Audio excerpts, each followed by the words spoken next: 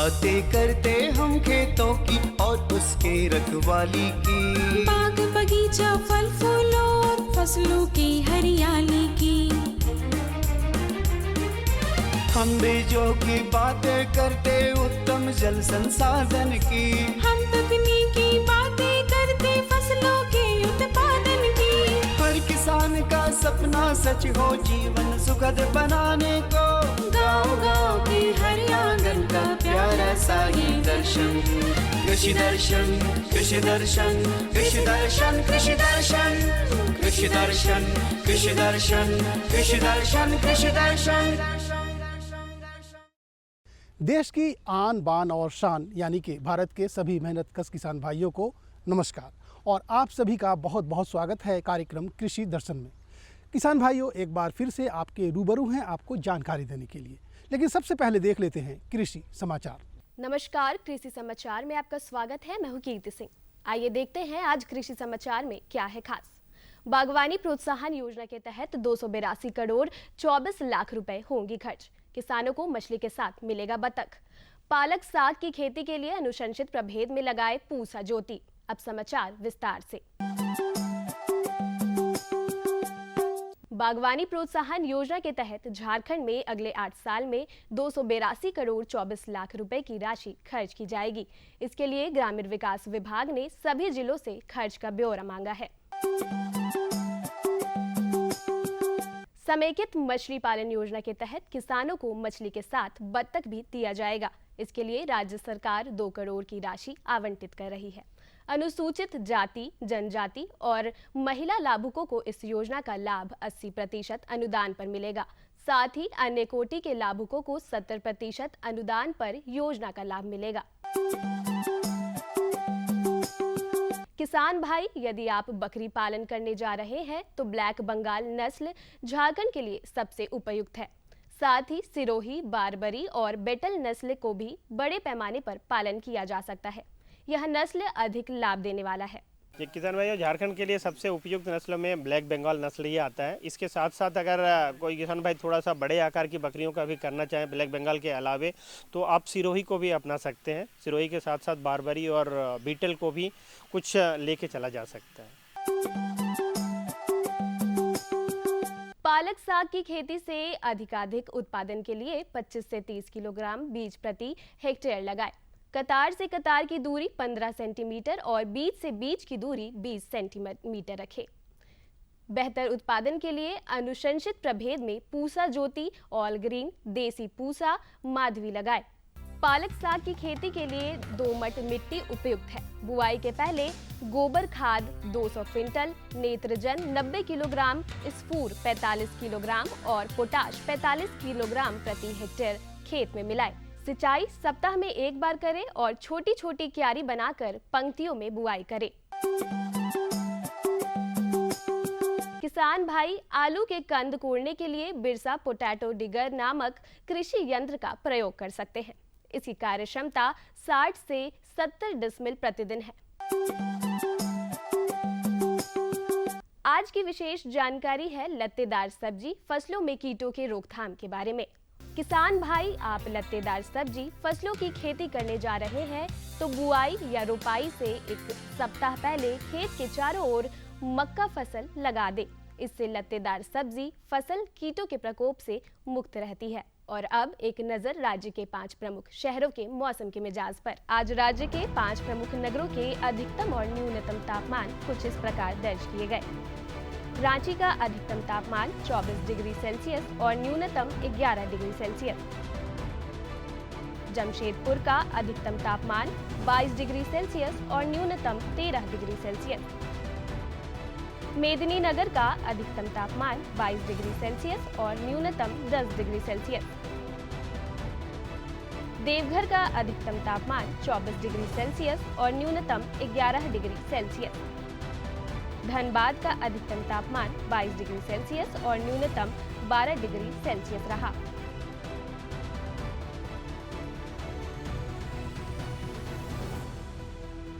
कृषि समाचार में आज इतना ही। अगले दिन अगले अंक में फिर मुलाकात होगी कुछ ताजा तरीन खबरों के साथ। तब तक के लिए दीजिए इजाज़त। नमस्कार, जोहार। किसान भाई बहन, हम अपने घरों के आसपास फूल लगाते हैं सुगंध के लिए, खूबसूरती के लिए, लेकिन यही खूबसूरती अब किसान के जीवन को आबाद कर रही है। बिल्कुल, अब किसान जो है इसकी व्यावसायिक खेती कर रहे हैं और ढेर सारा मुनाफा कमा रहे हैं। तो चलिए, फूलों की व्यावसायिक खेती कैसे होती है और उसका मूल्य संवर्धन कैसे किया जाता है, इसके बारे में विस्तृत जानकारी लेकर हमारे विशेषज्ञ हमारे साथ हैं। सीधा उन्हीं के पास चलते हैं और ले लेते हैं ये महत्वपूर्ण जानकारी। आज हम बात करेंगे फूलों की व्यावसायिक खेती एवं उसके मूल्य संवर्धन के बारे में। जैसा कि हम लोग जानते हैं कि झारखंड जो है वो फूलों के लिए काफ़ी अनुकूल है और इसमें हमारे किसान भाई जो नहीं जुड़े हैं वो भी जुड़ सकते हैं।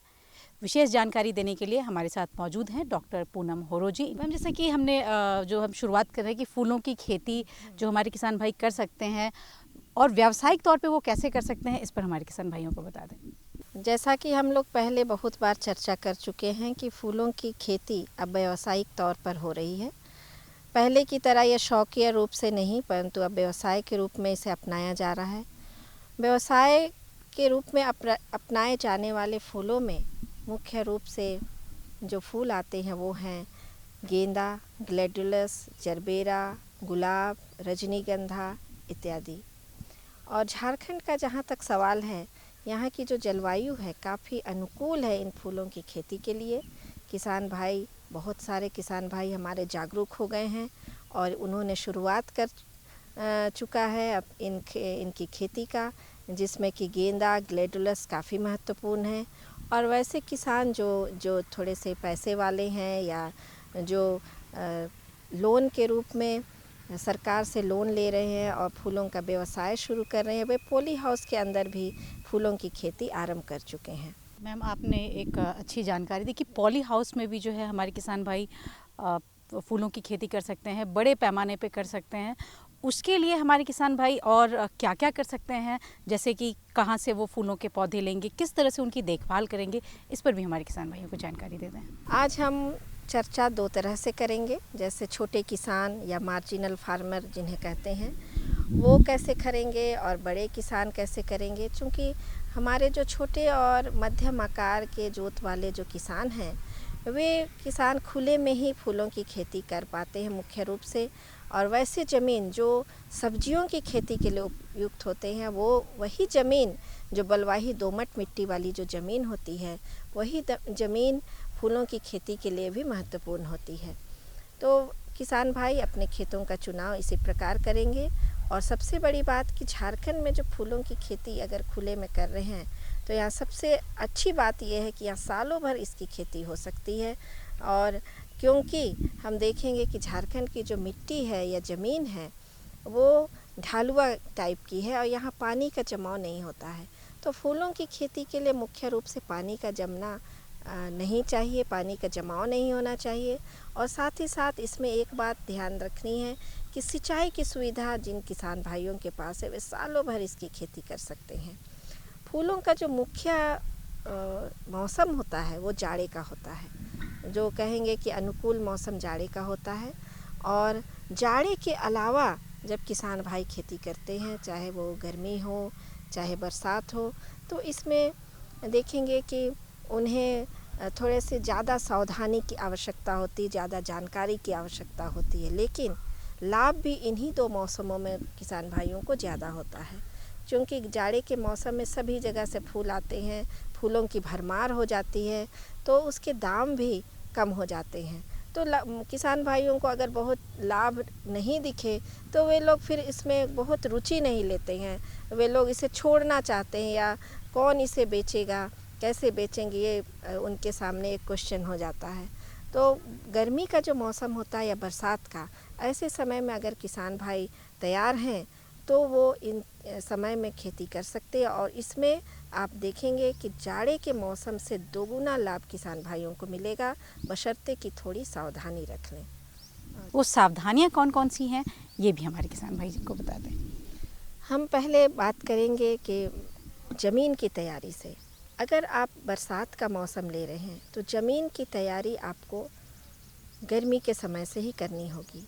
एक बार आप खेतों की जुताई करें, 2 बार करें, मिट्टी को पलट दें और उसके बाद जो भी कीटनाशक दवा जो ज़मीन के लिए होती है वो आप उसका छिड़काव कर दें। फॉर्मेलिन वगैरह जो भी आता है, मीरा फॉर्मेलिन जो भी, उसे छिड़काव करके अगर वैसे खेत जहाँ पर आपको लगता है कि यहाँ पर बरसात में बीमारी ज़्यादा आती है किसी भी फसल में, तो आप उसमें दवा छिड़काव करके उसे प्लास्टिक से ढक दें।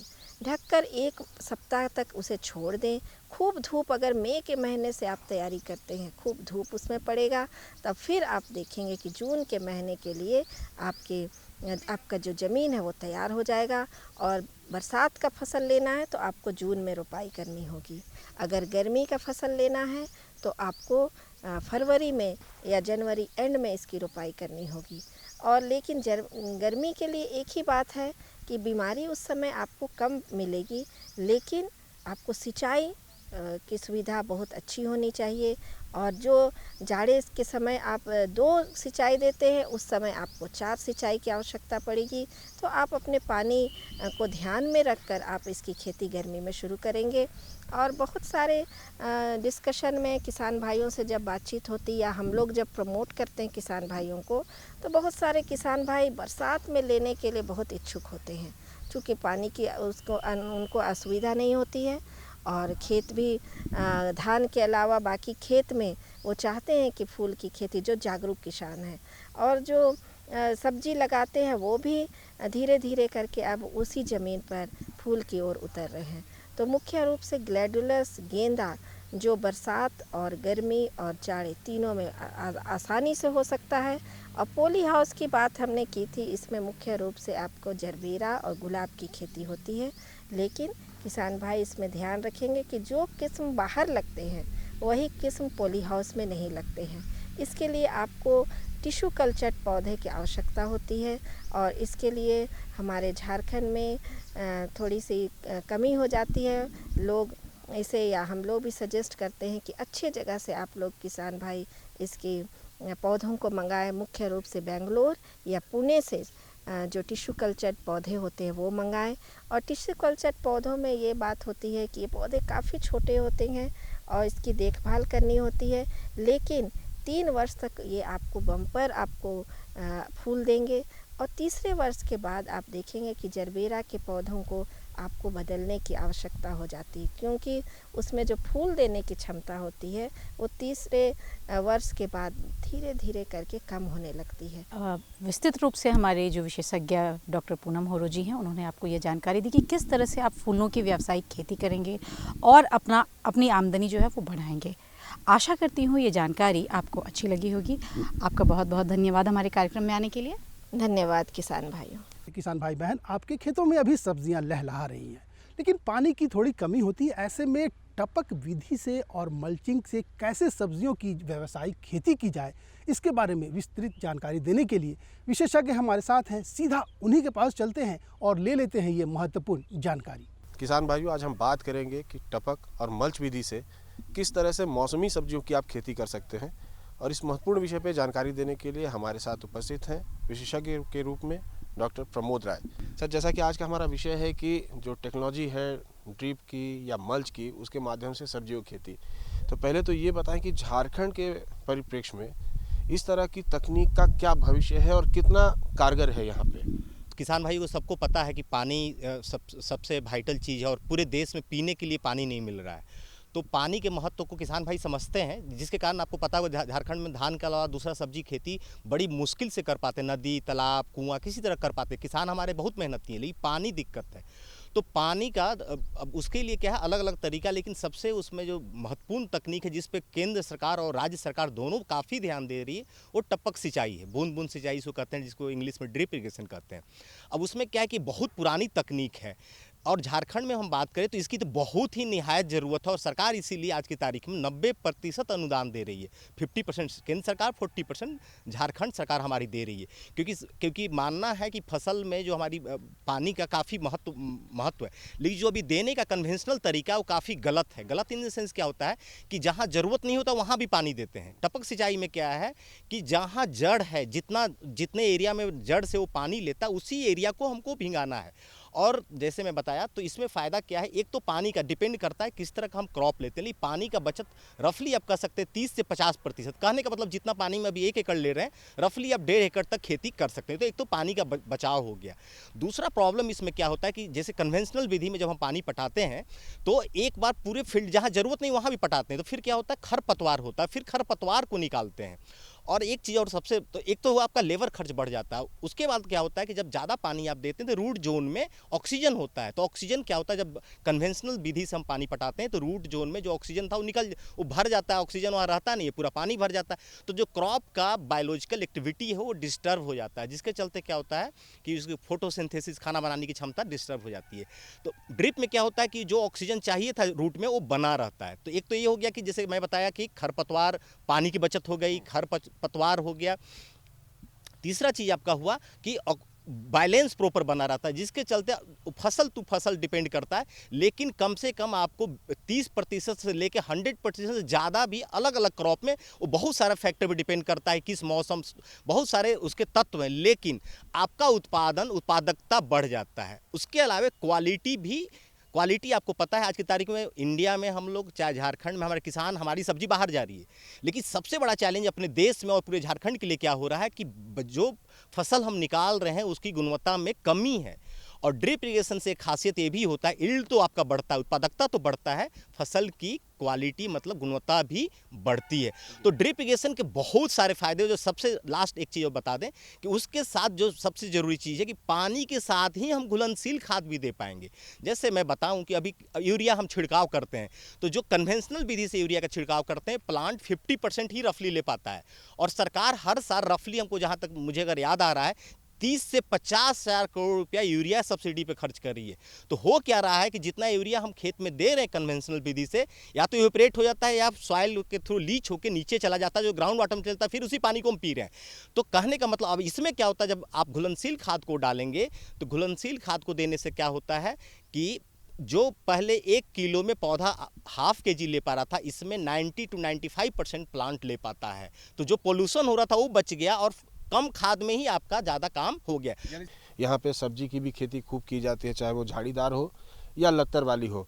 तो क्या इस तरह की जो सब्जी है उसमें मल्च का इस्तेमाल किया जा सकता है क्या, और साथ ही ड्रिप का? हाँ, देखिए एक चीज़ सबसे महत्वपूर्ण जानना है कि मल्च का उपयोग तभी करते हैं, पहले ड्रिप तब मल्च, ठीक है। तो पहले हमको ड्रिप करना होगा तभी आप मल्च कर सकते हैं, ठीक है। पहली बात, मल्च का क्या मतलब होता है, अब कोई भी फसल लेते हैं उसमें 3 तत्व अगर मुख्यतः हम कहें तो होता है। एक होता है बीज का चुनाव या पौधा का चुनाव। बीज लेते हैं तो पौधा तैयार करते हैं, बीज का चुनाव। दूसरा, अभी हम लोग कन्वेंशनल जो करते हैं, मिट्टी तैयार करते हैं, पौधा लगाते हैं, पानी देते हैं, खाद देते हैं, खरपतवार निकालते हैं, मिट्टी चढ़ाते हैं, आप कीड़ा से बचाव करते हैं, फसल को तोड़ते हैं। लेकिन जो सबसे महत्वपूर्ण तत्व तीसरा होता है, जिस पे हम लोग नहीं कर पा रहे हैं अभी काम, ज़्यादा बहुत किसान कर रहे हैं, झारखंड में, देश में बड़े लेवल पे हो रहा है, मौसम। क्योंकि तीसरा जो मौसम का क्या मतलब हुआ कि हवा का तापमान, मिट्टी का तापमान, आर्द्रता, हवा में नमी कितनी, हवा भींगा है कि सूखा है, उसके अलावा प्रकाश की तीव्रता और प्रकाश का ड्यूरेशन कितना, प्रकाश की क्वालिटी क्या है, मतलब उसमें कौन कौन सा कलर प्रकाश में आ रहा है। उसके अलावा आपका हुआ कीट से बचाव करना पड़ता है, बारिश से बचाव करना, पाला से बचाव करना पड़ता है, फिर से ओला से बचाव करना है। होता क्या है कि अभी हम 2 चीज़ में फोकस कर रहे हैं, इसके चलते दिक्कत क्या होता है, एक साथ सब किसान का फसल आता है जिससे किसान को फायदा नहीं मिलता है।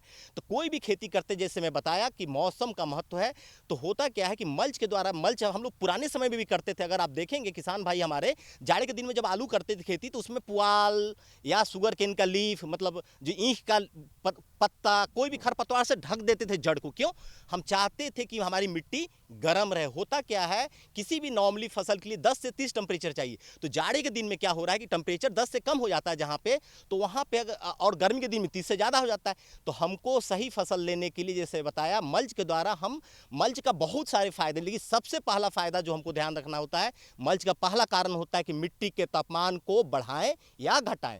जैसे जाड़े के दिन में कोई कर रहा है तो टेम्परेचर कम है, तो अलग अलग तरह के बाजार में ऑर्गेनिक मल्च है जो कि आप नेचुरल है उसको कर सकते हैं, और प्लास्टिक मल्च को भी सरकार सरकार प्रमोट उस पर सब्सिडी दे रही है अलग अलग योजना के थ्रू।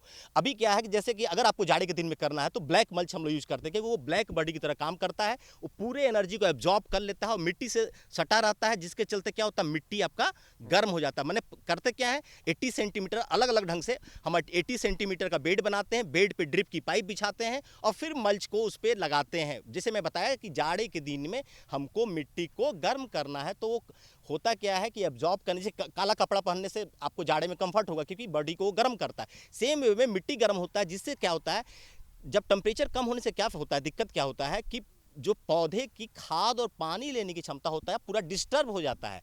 तो सिर्फ मल्च का उपयोग करके भी हम पहला जैसे फायदा बताएं कि आपका फायदा हुआ कि मिट्टी के तापमान को जाड़े के दिन के लिए, उसके अलावा क्योंकि प्रकाश जो जिससे खाना बनता वो नहीं जाता ब्लैक मल्च में, तो खरपतवार भी आपको नहीं निकालता, खरपतवार से बचत हो गया। तीसरा, क्योंकि जैसे ड्रिप में बताए थे पानी की बचत, मल्च लगाने से और क्या होता है और भी पानी की बचत हो जाती है। तो एक तो हो गया खरपतवार से, हो गया मौसम, हो गया मिट्टी का तापमान, और सबसे जरूरी क्या है कि आज के समय में अलग अलग प्रकार के मल्च आ गए हैं।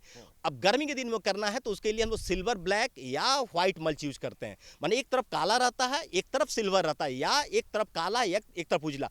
तो लेकिन नॉर्मली जो बाजार में उपलब्ध मल्च है वो सिल्वर ब्लैक है। तो किसान तो क्या करते हैं गर्मी के दिन के लिए ऊपर में सिल्वर होना चाहिए, नीचे काला होना चाहिए। सिल्वर होने से क्या होता है मैंने समझ सकते हैं वो लाइट को रिफ्लेक्ट करता है, जिसके चलते गर्मी के दिनों में मिट्टी का तापमान ज़्यादा होता है, मिट्टी के तापमान को कम कर देता है, जिसके सॉइल का रूट जो उनका जो माइक्रो क्लाइमेट है सुटेबल अच्छा हो जाता है, जिसके चलते किसान हमारे मल्चिंग का उपयोग करके सभी मस्क में जितने कुकुरबिटस क्रॉप है, सभी तरह के सब लत्तेदार सब्जियां बहुत ही बड़े पैमाने पे मल्च और ड्रिप और फर्टिगेशन का उपयोग करके बहुत ही अच्छे तरह से फसल उगा रहे हैं। तो किसान भाइयों देखा आपने कि किस तरह से हमारे विशेषज्ञ ने आपको बताया कि ड्रिप और मल्च के माध्यम से आप कैसे जो है खेती कर सकते हैं, ना सिर्फ सब्जियों की, इसके अलावा भी जो और फसल है उसकी भी। सर, अब हमारे कार्यक्रम में आए, हमारे किसान भाइयों से जुड़े और इतनी अच्छी और महत्वपूर्ण जानकारी दी, इसके लिए आपका बहुत बहुत धन्यवाद। धन्यवाद। किसान भाई बहन, देखा आपने कि टपक और मल्चिंग से कैसे आप अपनी सब्जियों की देखभाल कर सकते हैं, अपनी पैदावार बढ़ा सकते हैं। हमें उम्मीद है कि आप इस पर ज़रूर अमल करेंगे, तभी हमारी मेहनत साकार होगी और आपका मुनाफा भी बढ़ेगा। फिलहाल आज के लिए इतना ही, दीजिए इजाज़त, लेकिन जाने से पहले आप हमारा पता ज़रूर लिख डालिए। हमारा पता है कार्यक्रम कृषि दर्शन, कृषि प्रकोष्ठ द्वारा केंद्र निदेशक, दूरदर्शन केंद्र, रातू रोड, रांची, पिन संख्या 834001। जाते जाते एक और महत्वपूर्ण सूचना, कोरोना बढ़ गया है और ऐसे में आपको सबसे पहले इसका टीका लेना चाहिए। साथ ही साथ सोशल डिस्टेंसिंग का पालन करें, मास्क लगा के रहें, आप भी सुरक्षित रहेंगे, देश भी सुरक्षित रहेगा। नमस्कार।